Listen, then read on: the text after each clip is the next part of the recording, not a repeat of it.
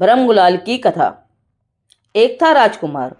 उसका एक मित्र कलाकार बहुरूपी था। विविध स्वांग धारण करने में वह बहुत कुशल था। उसका नाम था भरम गुलाल।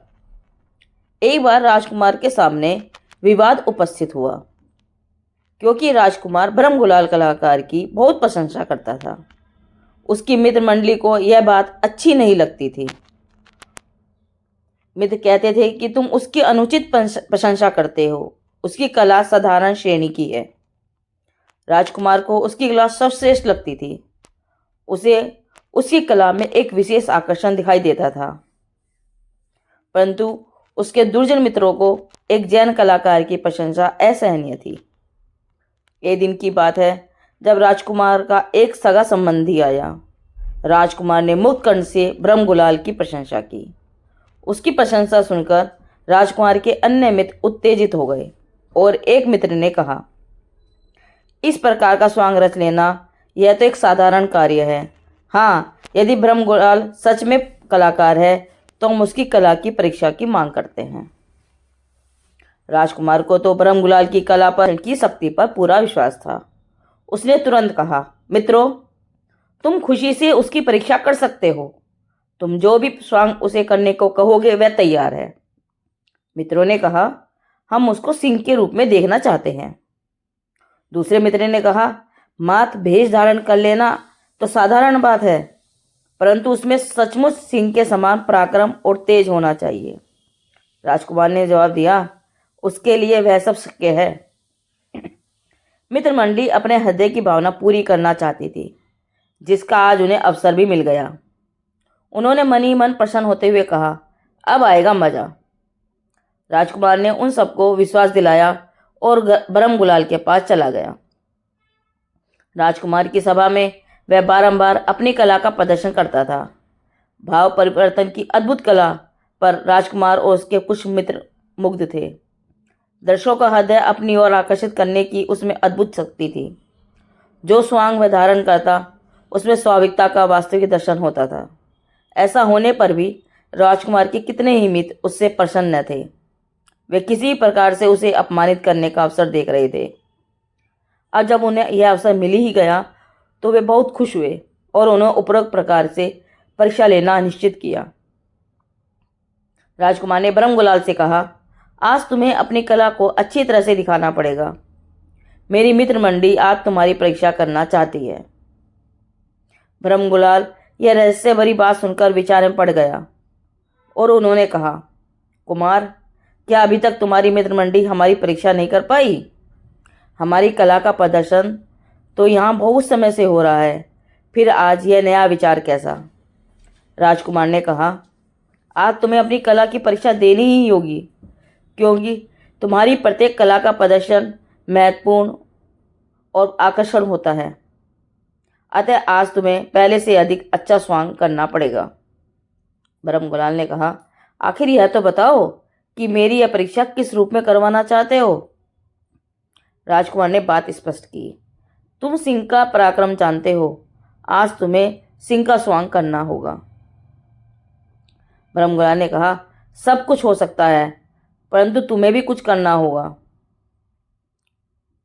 राजकुमार ने पूछा, मैं सब करूंगा, बताओ ऐसा कौन सा कठिन कार्य है जो मेरे लिए असंभव हो? भरम गुलाल गंभीरता से बोले, आपको महाराज के पास से एक प्राणी के वध की मंजूरी लानी होगी। उसके बाद आप अपनी रंगशाला में सिंह का पराक्रम देख सकेंगे। ठीक है, मैं व्यवस्था करूंगा। यह कहकर राजकुमार ने स्वीकृति दे दी। राजकुमार नाट्यशाला में आज विशेष श्रृंगार करके आया था। राजकुमार स्वयं एक सुंदर सिंहासन पर बैठा था और उसके आसपास मित्र मंडली बैठी थी। नागरिक भी आज सभा मंडप में सिंह का वास्तविक स्वांग देखने के लिए उत्सुकतापूर्वक आ रहे थे। थोड़ी देर में सभा मंडप खचाखच भर गया। राजकुमार के मित्रों की सूचना से एक बकरा मंगवाकर सिंहासन के बाजू में ही बांध दिया गया था। उपस्थित जनता सिंह के असली स्वांग को देखने के लिए आतुरता से प्रतीक्षा कर रही थी। अचानक एक भयानक सिंह ने छलांग मारकर सभा मंडप में प्रवेश किया। लोग उसे आश्चर्यचकित होकर देख रहे थे। वैसा ही रूप, वैसा ही भाव, वैसा ही तेज और वैसा ही पराक्रम था। सिंह का भयानक रूप देखकर सभासद थोड़ी देर तो चकित रह गए। बालक इस सिंह का विकराल रूप देखकर भयभीत होकर भागने लगे, जबकि यह तो सिंह का सारा बनावटी स्वांग था। तो भी उसमें सिंह की सभी क्रूर चेष्टाएं समाहित थी। सिंह आकर राजकुमार के सामने तीर गर्जना करके थोड़ी देर तक खड़ा रहा। सिंह की तीर गर्जना और भयानक रूप देखकर राजकुमार डरा नहीं, बल्कि उसने सिंह को खड़ा होकर देखकर उग्र स्वर में कहा, अरे तू कैसा सिंह है? सामने बकरा बंधा है और तू इस प्रकार गधे के समान चेष्टा रहित खड़ा है। क्या यही सिंह का पराक्रम और शक्ति है? नहीं, सचमुच तू सिंह नहीं। यदि तू सिंह होता तो क्या यह बकरा तेरे सामने इस प्रकार जीवित रह सकता था? राजकुमार के शब्दों को सुनते ही सिंह की आंखें लाल हो गई और वह अपने पंजों पर उठाकर कूदा। राजकुमार के मित्र इस दृश्य को देखकर प्रसन्न हुए। वे यह विचार करने लगे, यह ब्रह्मगुलाल अहिंसा पालक है, वह किसी प्रकार की हिंसा नहीं कर सकता है। अतः सिंह का स्वांग निभाने में जरूर निष्फल होगा और हमारी विजय होगी। यदि वह हिंसा का कार्य करेगा तो जैन धर्म में तिरस्कृत होगा। अपने धर्म के विरुद्ध जाकर वह इस प्रदर्शन को जीव हिंसा नहीं कर सकता है। अभी वे इस प्रकार का विचार कर ही रहे थे कि सिंह अपने पंजे उठाकर एक छलांग में राजकुमार के सिंहासन के पास पहुंच गया और एक झटके में उसने अपने पंजों से राजकुमार को सिंहासन से नीचे पछाड़ दिया। चारों ओर से करुण चित्कार के कारण नाटक का रंग मंडप गूंज उठा। दर्शकों का हृदय किसी भयानक घटना की आशंका से कांप उठा और दूसरे ही क्षण दर्शकों ने देखा कि राजकुमार का मरा शरीर सिंहासन के नीचे पड़ा है। सिंह के तीर पंजों का आघात वह सहन नहीं कर सका और उसकी तत्काल मृत्यु हो गई। एक क्षण में नाट्यशाला का दृश्य विषाद के रूप में बदल गया। आनंद के स्थान पर शोक छा गया। सिंह का काम समाप्त हो गया था। सिंह का स्वांग पूरा करके ब्रह्मगुलाल अब अपने वास्तविक रूप में आ गया। राजकुमार की मृत्यु का समाचार सुनकर महाराज निरुपाय थे, क्योंकि ब्रह्मगुलाल को सिंह के स्वांग के लिए एक प्राणी के वध की मंजूरी उन्होंने स्वयं दी थी। शोक के अलावा अब उनके पास कोई दूसरा उपाय नहीं था। हाँ, एक उपाय था, वह था वैराग्य का उपाय। राजकुमार की अकाल मृत्यु से राजा का हृदय अत्यंत शोकमग्न था। वे प्रयत्न करने पर भी अपने दुख को नहीं भुला पा रहे थे। ब्रह्मगुलाल के इस कृत्य से राजा का हृदय एक भयंकर विषेद से भर गया और वो किसी भी प्रकार उससे बदला लेना चाहते थे। बदला लेने के लिए उनका हृदय उत्तेजित हो रहा था और वह अवसर की राह देखने लगे। तभी एकाएक उनके मन में विचार आया। एक दिन राजा ने ब्रह्मगुलाल को अपने पास बुलाकर कहा, कलाविद, सिंह का स्वांग तो तुमने बहुत सफलतापूर्वक किया। तुम्हारे रौद्र रूप का दर्शन तो हो चुका। अब मैं तुम्हारे शांत रूप का दर्शन करना चाहता हूँ। तुम दिगंबर साधु का स्वांग धारण करके मुझे वैराग्य का उपदेश दो, जिसे पुत्र शोक से संतापित मेरे हृदय को में शांति हो। महाराज की यह आज्ञा रहस्यपूर्ण थी। उसे सुनकर ब्रह्मगुलाल विचार में पड़ गया, परंतु दूसरे क्षण निर्णय करके उसने कहा, महाराज, आपकी आज्ञा मान्य है, परंतु आपको थोड़ा समय देना होगा।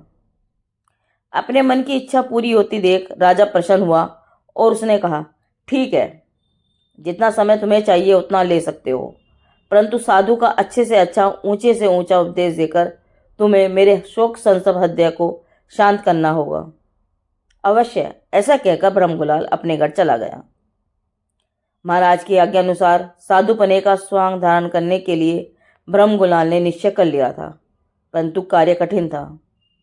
एक बार जिसने इसे धारण कर लिया, उसके बाद फिर ग्रस्त नहीं होता। साधु का स्वांग धारण करना कोई मजाक नहीं है। उसके अंदर एक महान आत्म साधना समाहित होती है। ऐसे साधु का स्वांग धारण करने के लिए पहले उसने दृढ़ होकर वैराग्य भावनाओं का चिंतन किया और अपने हृदय को संसार से विरक्त बना लिया।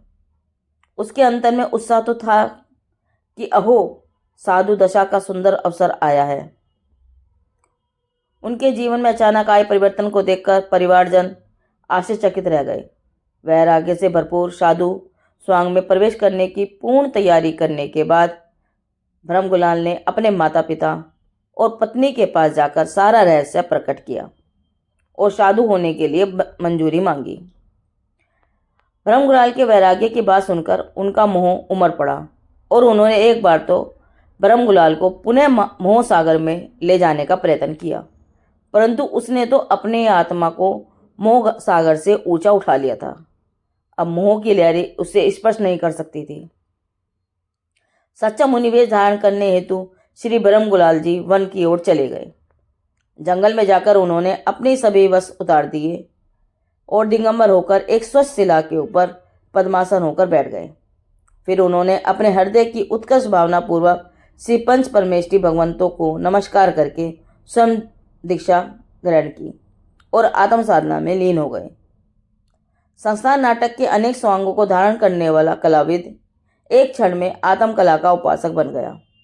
अब उनका हृदय आत्मज्ञान और शांत रस से परिपूर्ण था। संसार नाटक का स्वांग पूरा करके अब उन्होंने मुक्ति साधक मुनि दशा का स्वांग शुरू किया था। प्रभात का सुंदर समय है। महाराज अपने सिंहासन पर विराजमान हैं। सभासद भी बैठे हैं। इसी समय जिन्होंने प्राणी मात्र के ऊपर संभाव धारण किया है और जो शांत रस में लीन है, ऐसे साधु ब्रह्मगुलाल जी राजभवन की ओर आते दिखे। राजा ने दूर से ही साधु के पवित्र वेश को देखा। तुरंत ही उठकर साधु को आमंत्रित किया, उन्हें उच्चासन पर विराजमान किया और धर्मोपदेश सुनने की इच्छा व्यक्त की। मुनिराज ब्रह्मगुलाल जी ने पवित्र आत्म तत्व का विवेचन किया। राजन, आत्म तत्व में अनंत शक्तियां हैं। क्षण मात्र में अपने भावों का परिवर्तन करके पामर से परमात्मा बन जाने की तुम में ताकत है। इसलिए शोक भाव छोड़कर शांत भाव त्याग प्रकट करो।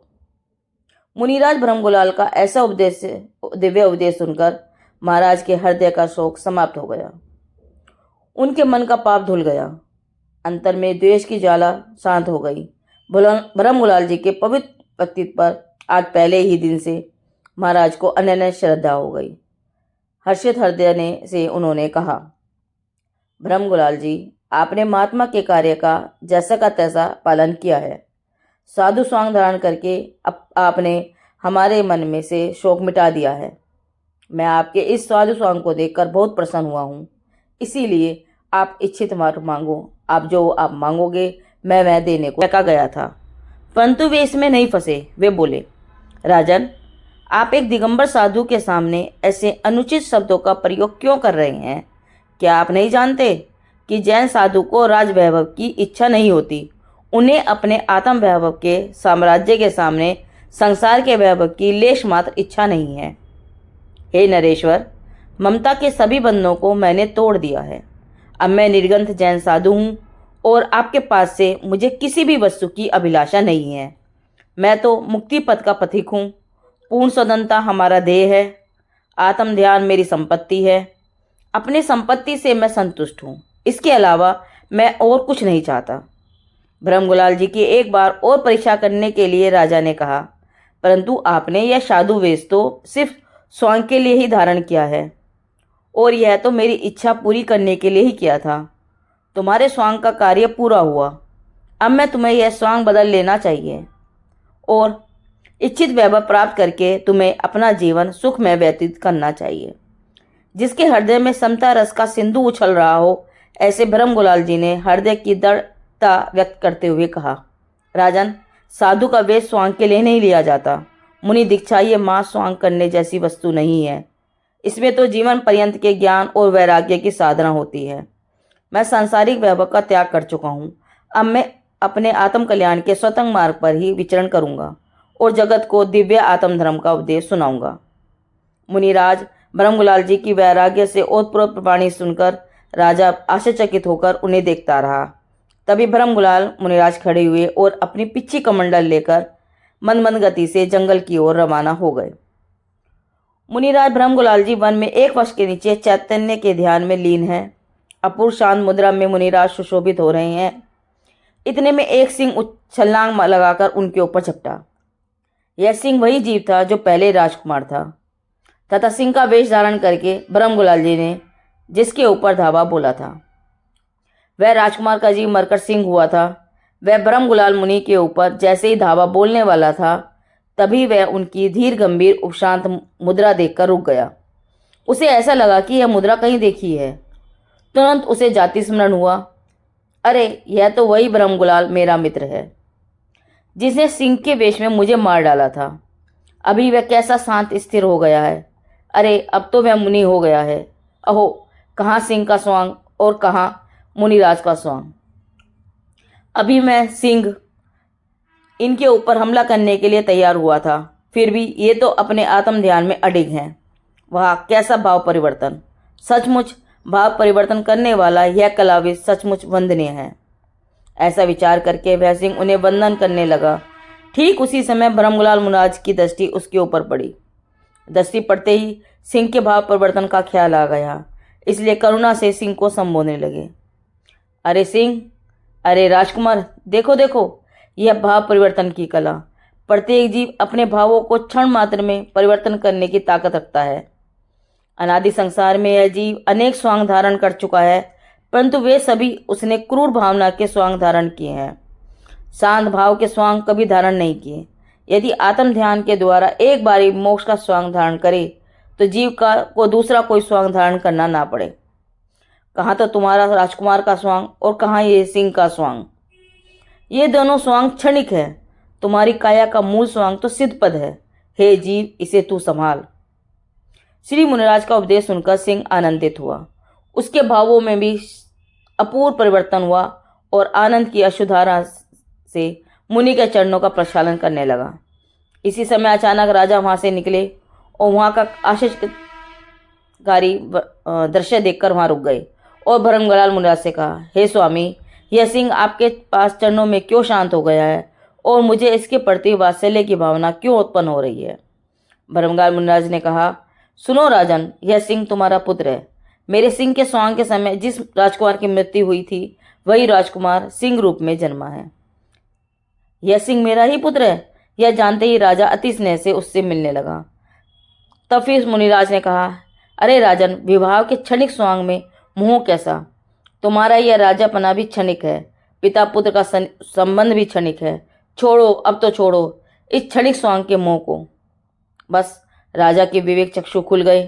अरे, कहाँ वह सिंह, कहाँ यह साधु, कहाँ यह राजपुत्र, कहाँ यह सिंह। अरे, संसार में भ्रमण करके मैंने अनेक स्वांग धारण किए और भ्रम से उन स्वांग को अपना असली स्वरूप मान बैठा, परंतु नहीं, अब और नहीं।